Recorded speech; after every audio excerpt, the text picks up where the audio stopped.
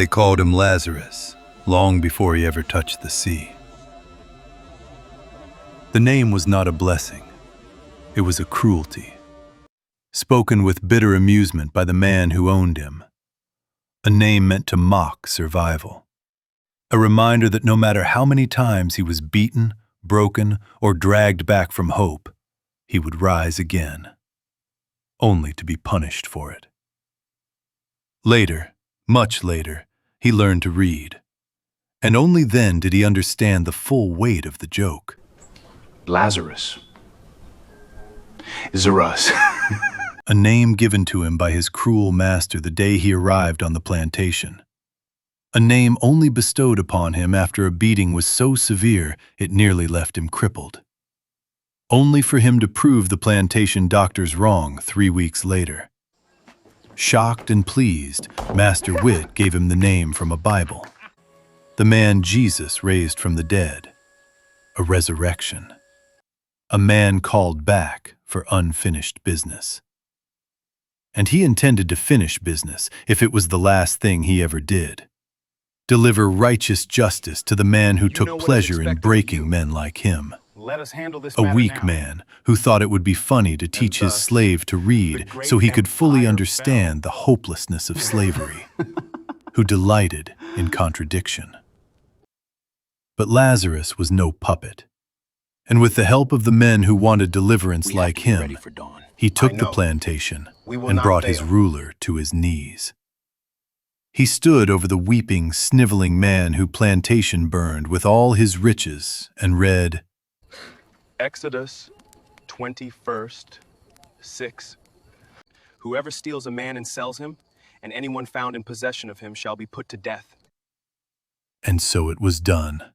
He did not know how to sail, though taking his first ship from a drunken scoundrel and his crew was easy. He did not know how to read maps, though understand the stars helped him escape captivity. And when he stood before men as their elected captain, he made a solemn vow. We are the chain breakers! Death to those who would deny us the right to breathe! He meant it with everything his being, and the men fell to their knees in obedience. He taught each and every one of them how to read. Lazarus Storm grew into a giant among pirates, taller than any man under his command, dark-skinned as a cobra beneath moonlight. His presence quieted rooms. His strength was not loud, it was absolute. Lazarus remembered no parents, but he had brothers. No wives, but he had life. No voices calling him east or west, but he had purpose. Piracy was not born of greed for Lazarus. It was born of refusal. Refusal to kneel. Refusal to beg protection from crowns that sanction chains. Refusal to be half of a man. He did not raid villages. He did not prey on the innocent. This village is under my protection! He hunted the king's supply ships, the blue coats, the red coats, the fleets meant to feed empires while starving everyone else. And that gave him a new enemy. Lazarus did not rule by fear. He ruled by survival. And that is why Blackthorn hunts him.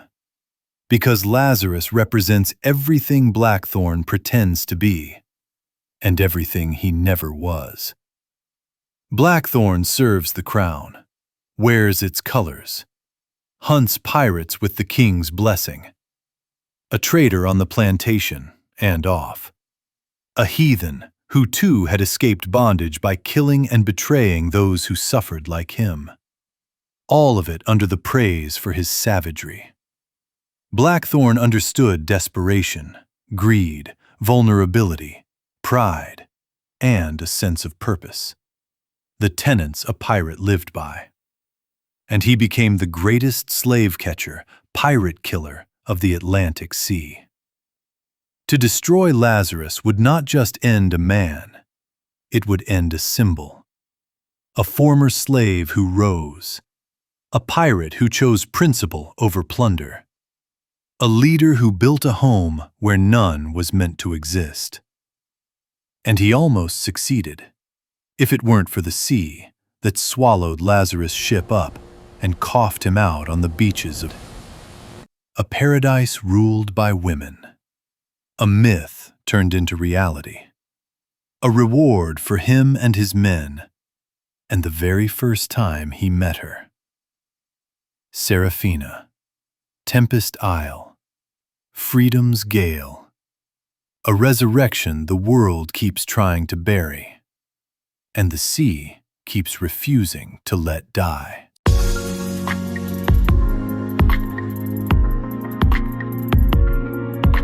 From the balcony of his two-story home, Lazarus leaned over the wood railing with a mug in hand. He watched the rebels celebrate. His men danced, drank, fought with each other, and played instruments near the large bonfire. Many men were happy to be home, while others were boasting because they were going to get their chance at the next voyage. There was plenty to be celebrated after the division of the loot they brought back with them. The young boys who had missed their fathers were also gathering around, listening to their uncles and elders tell stories of the latest escapade. Lazarus looked on with pride. They had not faced Blackthorn at sea. In fact, he hadn't seen the bastard in almost a year. But Lazarus continued to hunt and capture any fleet of the king's men.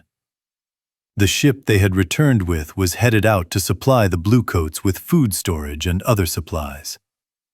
Not anymore. The men seem to think they've won something, Barnabas, son of the prophet, said. Lazarus continued to stare down at his tribe and sip his ale, another bounty brought back from the ship. He was in a good mood. He would not let his trusted friend piss all over the moment. Not tonight. For once, he wanted to see the victory as a good omen and bathe in the feeling instead of preparing for the next struggle. We should not have taken that ship. It feels wrong. If it were a real supply ship, the haul wouldn't have been so pitiful. It looked like a bait for starved pirates. Plus, the crew was light. They put up no fight. They were ill-prepared. It smells rotten. Enough, Lazarus said. He tossed out the ale in his mug and faced his friend.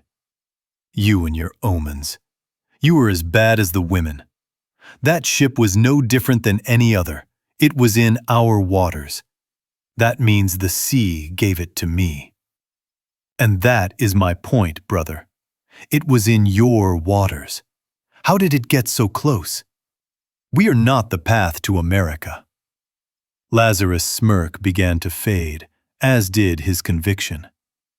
Barnabas didn't bitch and moan about much, but this one haul was a jellyfish, all soft and easy until you get stung.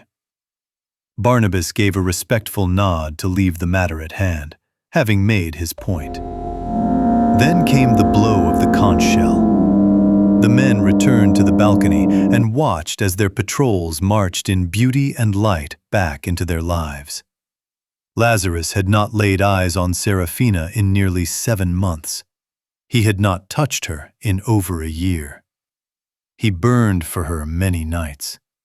Instead, he forced himself to not even dare to think of her, because love clouded his judgment. What are they doing here? It's not the 12th moon, Barnabas said, equally stunned. I don't care. This is more of that good luck I was speaking of, Lazarus said, leaning in to let his eyes drink in every detail of her. Seraphina's attire set her apart as a pirate captain, yet it bore her unique signature style. She preferred trousers over skirts, as did the women who sailed with her. These trousers were snugly tucked into high boots, meticulously crafted by her sisters from men's leather boots, altered to accentuate her shapely calves. The fit of her trousers gracefully highlighted the curves of her thighs and hips, a testament to her feminine strength. Adorning her waist was a wide belt, intricately woven with jewels, sapphires and rubies that shimmered, a vivid symbol of her esteemed rank. Her blouse, a fiery red, was loosely fitted and daringly open at the front, subtly revealing a cleavage that had cradled his head in many a night's embrace. Her hair, as wild and untamed as the sea they conquered, framed her face. Her gaze swept across the faces of Lazarus's men, then those fierce, tiger-like eyes of a huntress lifted, searched for him. When her eyes found his, a silent exchange unfolded. He stared back. Their connection, electric and unspoken, hung in the air between them, a palpable force that needed no voice to be understood. Khalida the passionate rescued them both from the awkwardness. She grabbed their token, a young one. She dragged him by a thatch of his blonde hair.